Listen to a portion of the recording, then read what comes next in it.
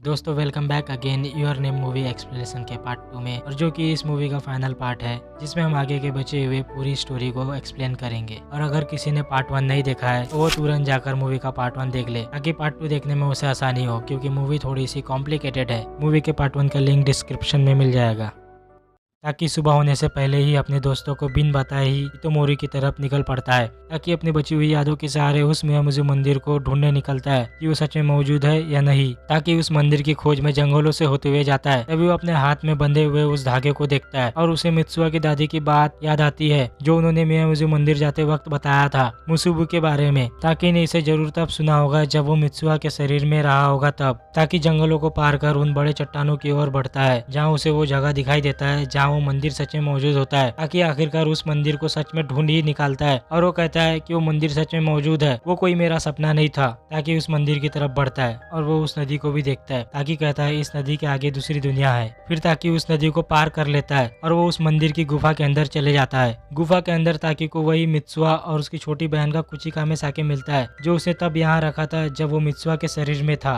ताकि मित्सुआ के कुचिकामे साके को पकड़कर कहता है धूमकेतु के गिरने से पहले तक जिस मित्सुआ को मैं जानता था वो 3 साल पहले की है, मतलब कि हमारी टाइमलाइन अलग अलग है। उसके बाद वो कहता है ये कुचिकामे साके मित्सुआ का आधा हिस्सा है। और वो मुसुबु के बारे में सोचते हुए कहता है क्या समय को पलटा जा सकता है, मुझे एक और मौका चाहिए। जिसके बाद ताकि उस मित्सुआ की कुचिकामे साके को पी लेता है और जैसे ही वो खड़ा होता है पैर फिसलती वो जमीन पर गिर जाता है। जिसके बाद ताकि अपने सामने मित्सुआ की अब तक की उसकी बीती हुई जिंदगी को अपने आंखों से देखने लग जाता है। वो उस दृश्य में देखता है कि मित्सुआ अपने परिवार के साथ काफी खुश नजर आ रही होती है। जिसके आगे वो देखता है कि मित्सुआ की माँ की मौत हो जाती है किसी बीमारी के चलते, जहाँ मित्सुआ के डैड काफी ज्यादा हताश नजर आते हैं कि वो अपने वाइफ को बचा नहीं सके। जिसके बाद मित्सुआ के डैड अपनी वाइफ की मौत से उभर नहीं सके, जिस वजह से वो अपना घर और अपने परिवार को छोड़कर चला जाता है। जिसके बाद से उनकी दादी ही मित्सुआ और उसकी छोटी बहन का ख्याल रखने लगी। इस दृश्य में हमें ये भी पता चलता है कि मित्सुआ के डैड को गोद लिया गया था। ताकि उस दृश्य में आगे देखता है कि मित्सुआ टोक्यो जा रही होती है। उसके बाद मित्सुआ अपनी दादी को बाल काटने को कहती है। ताकि वो दृश्य भी देखता है जब मित्सुआ उस धूमकेतु को देखने जाने वाली होती है। ताकि मित्सुआ से चीख चीख के कहता है मित्सुआ तुम वहाँ नहीं रुक सकती, मित्सुआ तुम्हें वहाँ खतरा है, मित्सुआ धूमकेतु गिरने से पहले यहाँ से चली जाओ। और मित्सुआ को ये सब सुनाई नहीं दे रहा होता है और वो वहाँ चली जाती है और धूमकेतु उस जगह गिर जाता है। इसके बाद अचानक सीन थोड़ा सा ब्लैंक हो जाता है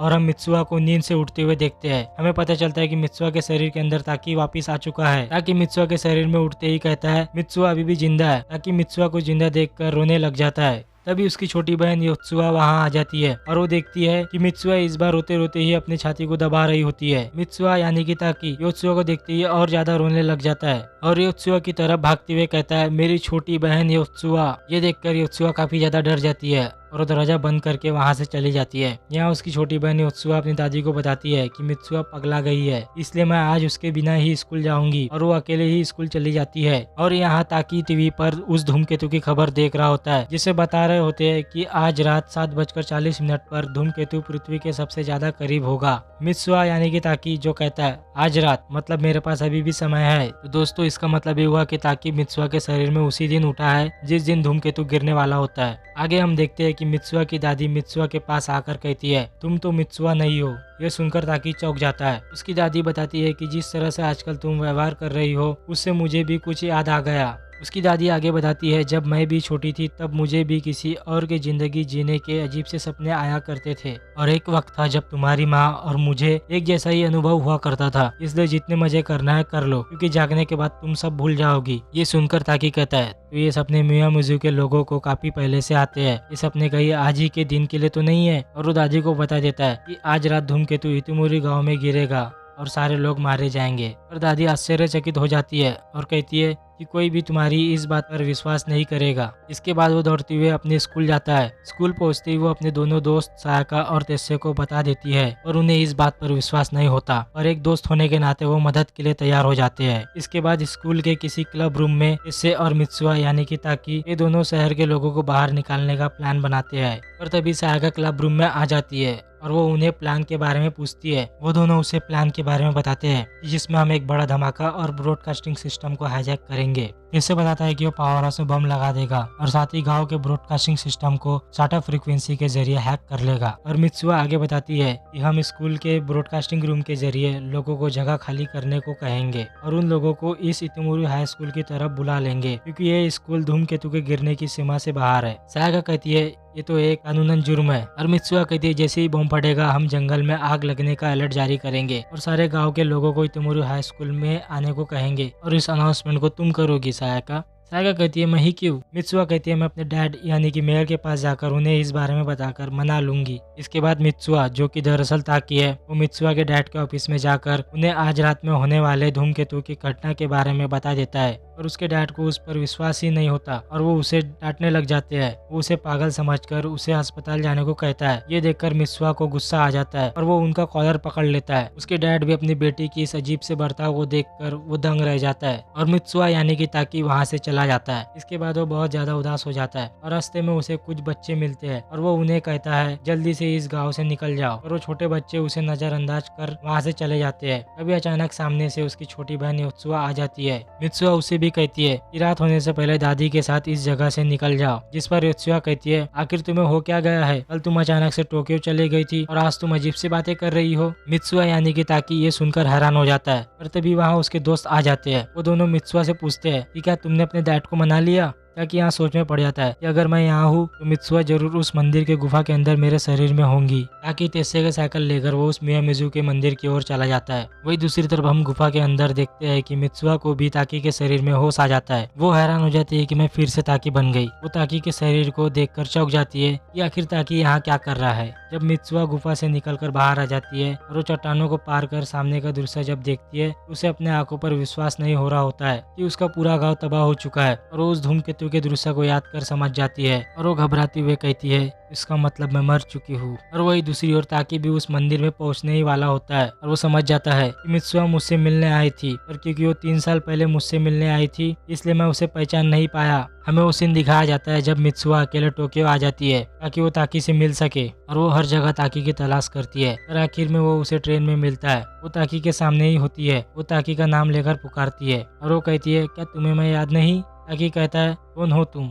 मित्सुआ बहुत ज्यादा एम्बैरेस हो जाती है और वो मन में सोचती है यही तो ताकी है और उसे मैं याद नहीं हूँ। जैसे ही ट्रेन का दरवाजा खुलता है वो धक्के की वजह से ट्रेन से बाहर निकल जाती है और तभी ताकी उससे उसका नाम पूछता है। वो अपने बालों में बंधे धागे को निकालकर उसे दे देती है और कहती है मेरा नाम मित्सुआ है। वही दूसरी ओर ताकी को भी याद आ जाता है कि 3 साल पहले जिसने मुझे ये धागा दिया था वो और कोई नहीं बल्कि मित्सुआ ही थी जब तुम मुझसे मिलने आई थी। इसके बाद ताकी भी उसी जगह पहुंच जाता है जहां मित्सुआ भी थी। ताकी मित्सुआ को आवाज देता है जिसे सुनकर मित्सुआ भी आवाज देती है। वो दोनों ही एक दूसरे को सुन पा रहे होते हैं पर देख नहीं पा रहे होते क्योंकि वो दोनों एक ही जगह पर थे पर अलग अलग समय में। और जैसे ही सूरज ढलने वाला होता है और शाम हो जाती है उसी वक्त वो दोनों एक दूसरे को अपने आमने सामने देखते हैं और इस बार वो अपने अपने शरीर में होते हैं। एक दूसरे को आमने सामने देखकर मित्सुआ के आंखों में आंसू आ जाते हैं। ताकि उससे कहता है तुम बहुत दूर चली गई थी इसलिए मैं यहाँ तुमसे मिलने आया हूँ। मित्सुआ कहती है पर कैसे? मैं तो मर गई थी ना। जिस पर ताकी कहता है मैं तुम्हारा मंदिर पर चढ़ाया हुआ कुचिका में साके पी गया। ये सुनते ही मित्सुआ का चेहरा शर्म के मारे लाल हो जाता है और वो उसे ठगी कहने लगती है। याद है ना पिछली बार जब मित्सुआ ने रिचुअल परफॉर्म करके अपने मुंह से चावल चबाकर उस चावल को अपने मुंह से बाहर निकाल एक छोटे से बॉक्स में सील कर दिया था और जिसे कुचिका में साके कहते थे। अब आगे हम देखते हैं कि मित्सुआ ताकी पर बहुत ज्यादा गुस्सा होती है और वो कहती है तुम मेरी छाती भी दबाया करते थे। ताकि घबराते हुए कहता है तुम्हें ये सब कैसे पता चला? जिस पर मित्सुआ कहती है योत्सुआ से। ताकि उससे माफी मांगता है पर तभी मित्सुआ की नजर ताकी के हाथ में बंधे उस धागे में जाती है। ताकि कहता है ओ हाँ इसे तुमने मुझे तब दिया था जब मैं तुम्हें जानता तक नहीं था। और वो उस धागे को मित्सुआ को दे देता है और मित्सुआ उस धागे को अपने सर पर बांध लेती है। दरअसल वो रिबन होता है जिसे मित्सुआ रोजाना अपने सर पर लगाया करती थी। और तभी मित्सुआ आसमानों की ओर देख उसे वही धूमकेतु नजर आता है। ताकि कहता है चिंता मत करो तुम्हारे पास अभी भी समय है। मित्सुआ कहती है जल्दी सूरज ढलने वाला है। ताकि कहता है इससे पहले कि सूरज ढल जाए हम एक दूसरे का नाम अपने अपने हाथों में लिख लेते हैं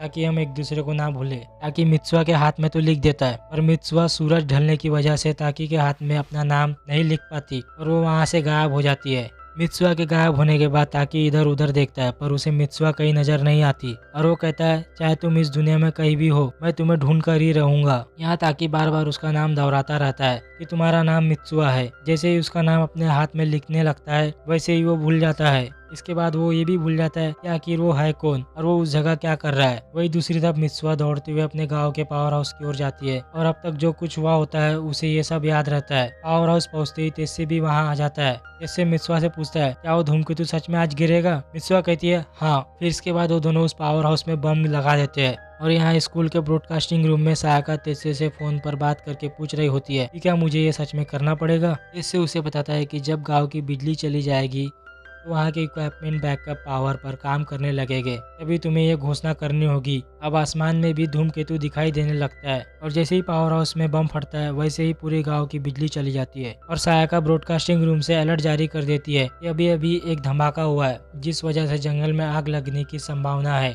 जल्दी से सभी गांव वाले इतुमोरी स्कूल की तरफ आए। वही हम देखते हैं कि फेस्टिवल में जमा हुए लोग इस अनाउंसमेंट को सुनकर भी नजरअंदाज कर देते हैं और यहाँ मेयर भी ब्रॉडकास्ट कहाँ से हो रहा है उसे पता करने को कह देता है। इसके बाद मित्सुआ और तेस्से तेजी से दौड़कर फेस्टिवल में आ जाते हैं और फेस्टिवल में पहुंचते ही वो लोगों को वहाँ से चले जाने को कहते हैं कि जंगल में आग लगी है, यहाँ से सब लोग जल्दी से निकल जाओ। और कोई भी उन दोनों की बात नहीं मानता। तभी मित्सुआ रोने लग जाती है। तेस्से पूछता है क्या हुआ। मित्सुआ कहती है मुझे उसका नाम याद नहीं आ रहा। तेस्से कहता है मुझे ये सब कैसे पता होगा, तुमने ही ये सब शुरू किया है, अब तुम्हें ही कुछ करना होगा। हम इन लोगों को यहाँ से खुद नहीं निकाल सकते, अब तुम्हें अपने डैड के पास जाकर उन्हें मनाना होगा, उनके बिना यहाँ से कोई नहीं जाएगा। मित्सुआ तुरंत वहाँ से निकलकर अपने डैड के पास चली जाती है और यहाँ दफ्तर में हम देखते हैं कि मेयर किसी से फोन पर बात कर रहा होता है और वो उसे बता देता है कि जंगल में आग नहीं लगी है। वो तुरंत ही एक आदमी को उस ब्रॉडकास्ट को रोकने और ब्रॉडकास्ट कहाँ से हो रहा है ये पता लगाने को कहता है। तभी वहाँ अचानक एक आदमी आकर मेयर को बताता है कि वो ब्रॉडकास्ट हाई स्कूल से हो रहा है और यहाँ हाई स्कूल में सायका को ब्रॉडकास्ट करते हुए उसके टीचर उसे पकड़ लेते हैं। इसके बाद मेयर के कुछ आदमी एक और अनाउंसमेंट करते हैं कि हम एक्सीडेंट की जांच कर रहे हैं, जब तक आगे की खबर नहीं मिलती तब तक आप वही रहिए जहाँ आप हो।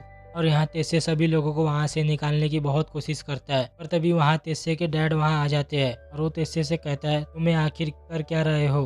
तेस्से यहाँ खुद से बड़बड़ाता है कि अब सब खत्म हुआ, अब हम कुछ भी नहीं कर सकते। तभी तेस्से आसमानों की ओर देख उस धूमकेतु को देखता है और कहता है वो धूमकेतु सच में टूट रहा है। जिस धूमकेतु को सारे लोग देखते हैं और इसे न्यूज़ पर भी ब्रॉडकास्ट किया जा रहा होता है। न्यूज़ पर बताया जाता है कि धूमकेतु के 2 हिस्से हो गए हैं और ये जमीन में गिरने वाला है। जिस नज़ारे को ताकि भी देख रहा होता है वही अगले सीन में हम मित्सुआ को देखते हैं जो कि भागते हुए अपने डैड के ऑफिस जा रही होती है। रास्ते में भागते हुए उसे ये एहसास होता है कि वो ताकि का नाम भूल चुकी है। वो उसका नाम बहुत याद करने की कोशिश करती है कि आखिर वो था कौन। तभी दौड़ती है उसका ध्यान आसमानों में टूटे हुए धूमकेतु की ओर देखती है और नीचे जमीन पर गिर जाती है। अब उसे याद आता है कि किसी ने उसके हाथ में एक दूसरे को ना भूलने के लिए नाम लिखा था। वो अपने हाथों में देखती है कि उसमें कोई नाम नहीं बल्कि आई लव यू लिखा होता है। वो अपने हाथों को देख हंसती हुए कहती है इससे मुझे तुम्हारा नाम याद नहीं आएगा और वो वापिस भागने लग जाती है। और आखिर में मित्सुआ अपने डैड के ऑफिस में पहुंच जाती है जहां उसकी दादी और योत्सुआ पहले से ही वहां मौजूद होते हैं। इसके बाद हम देखते हैं कि वो टूटा हुआ धूमकेतु का टुकड़ा उस इतुमोरी गांव में गिर जाता है। उस धूमकेतु के गिरने की वजह से आधे से ज्यादा गांव तबाह हो जाता है। इसके अगले सीन में हम ताकि को उसी जगह पर सुबह उठते हुए देखते हैं। ताकि अब सब कुछ भूल चुका होता है और कहता है मैं यहाँ इस जगह पर कर क्या रहा हूँ। इसके बाद ऐसे ही कई साल बीत जाते हैं। कई साल बीत जाने के बाद ताकि को देखते हैं जो अपने में ही खोया खोया सा रहता है और ताकि को ऐसा एहसास होता है कि वो कुछ तो भूल चुका है और वो हमेशा किसी को ढूंढता रहता है और उसे खुद ही नहीं पता होता कि वो किसे ढूंढ रहा है। उसे हमेशा ऐसा लगता है जैसे कि वो अब अधूरा सा है, जैसे कि वो कुछ भूल गया है और उसे पता नहीं होता कि वो क्या है। इसके बाद ताकि को किसी कंपनी में देखते हैं जहाँ वो जॉब के लिए आया होता है और अपने अजीब से बातों की वजह से उसे वो जॉब नहीं मिल पाती। इसके अगले सीन में ताकि को अपने दोस्तों के साथ देखते हैं। उसके दोस्त उसे चिढ़ा रहे होते हैं कि तुम्हें अपने सूट की वजह से जॉब नहीं मिली होगी, जिसे सुनकर ताकि काफी ज्यादा गुस्सा हो जाता है। और तभी उसे काफी समय बाद ओकुदोरा का मैसेज आता है। यहाँ एक जगह पर ताकि को देखते हैं जो ओकुदोरा का इंतजार कर रहा होता है और वो सोचता है कि मैं क्या ढूंढ रहा हूँ, किसी इंसान को या एक जगह या फिर एक जॉब को। तभी वहाँ ओकुदोरा आ जाती है। वो भी ताकि को चिढ़ा रही होती है कि तुम्हें तुम्हारे सूट की वजह से जॉब नहीं मिली होगी। ताकि कहता है क्या ये सच में इतना बुरा है। तभी वो दोनों वहाँ से जाने लगते हैं। ओकुदोरा रास्ते में ताकि को कहती है तुम्हें याद है जब तुम हाई स्कूल में थे तब हम एक बार इतुमोरी गाँव गए थे। ताकि उससे कहता है हाँ मुझे याद है। इस बात को पूरे 5 साल हो चुके हैं और अब मुझे काफी कुछ याद नहीं है। मुझे बस इतना याद है कि वहाँ हमारे बीच किसी बात को लेकर बहस हो गई थी, इसलिए सुखासा और तुम मेरे बिना ही वहाँ से टोक्यो वापस चले गए थे और मैंने पूरी रात वहाँ पहाड़ में गुजारी थी, ताकि आगे बताते हुए बताता है कि ना जाने क्यों मेरी बहुत दिलचस्पी उस धूमकेतु वाली घटना में थी। धूमकेतु के आधे हिस्से ने एक गाँव को तबाह कर दिया था, लेकिन हैरानी की बात तो ये थी कि सभी लोग जिंदा बच गए। उस वक्त मैंने इस बारे में काफी सारे आर्टिकल्स पढ़ी थी। उस वक्त जिस चीज में मैं खो सा गया था, आज मैं उस चीज को भूल गया हूँ। ताकि ये सारी बातें ओकुदेरा को बता रहा होता है। तभी ओकुदेरा ताकी को कहती है तुम्हें भी एक दिन जरूर अपनी खुशी मिलेगी, और वो वहाँ से चली जाती है। इसके अगले सीन में ताकी को हम कैफे में देखते हैं, जहाँ वो बैठा हुआ होता है। उस कैफे में मित्सुआ के वो दो दोस्त इससे और सहायका भी होते हैं। ताकि उन्हें देखता तो है पर उन्हें पहचान नहीं पाता। इसके बाद ताकि एक ब्रिज से गुजर रहा होता है, तभी उसके पास से एक लड़की गुजरती है, जिसे ताकि को अपना अपना सा एहसास होता है। वो पीछे मुड़ के उसे देखता है और आगे चले जाता है, और वो लड़की भी ताकि को पीछे मुड़ के देखती है और वो भी आगे चली जाती है। और उसके कई दिनों बाद जब ताकि एक सुबह उठकर अपने जॉब की तलाश में जा रहा होता है, तब ट्रेन से जाते हुए अपने सामने एक दूसरी ट्रेन में एक लड़की दिखाई देती है। वो और कोई नहीं बल्कि मित्सुआ होती है। वो दोनों ही एक दूसरे को ऐसे देख रहे होते हैं कि दोनों ही एक दूसरे को जानते हो। वो दोनों ही अगले स्टेशन पर उतरकर एक दूसरे की तलाश करने लग जाते हैं। वो दोनों ही एक दूसरे को हर जगह ढूंढने लग जाते हैं। फिर आखिरकार वो दोनों एक लंबी सी स्टेयर्स के आमने सामने आ जाते हैं। वो दोनों ही उस स्टेयर से गुजरते हैं, पर दोनों एक दूसरे को पहचान नहीं पाते। वो चुपचाप किसी अजनबी की तरह एक दूसरे के पास से आगे निकल जाते हैं, और उन दोनों को एक अलग सा एहसास महसूस हो रहा होता है कि मानो वो एक दूसरे को सालों से जानते हो। और तभी ताकि हिम्मत जुटाकर कहता है हम लोग शायद पहले भी मिल चुके हैं, है ना। मित्सुआ के आंखों में आंसू आ जाते हैं और हंसते हुए कहती है हाँ शायद। फिर दोनों एक साथ एक दूसरे को कहते हैं तुम्हारा नाम। और इसी के साथ ये खूबसूरत सी कॉम्प्लिकेटेड लव स्टोरी खत्म हो जाती है। तो दोस्तों, अगर आपको यूर नेम मूवी पार्ट 2 का एक्सप्लेनेशन पसंद आया हो तो इस वीडियो को लाइक, शेयर एंड सब्सक्राइब जरूर कर देना।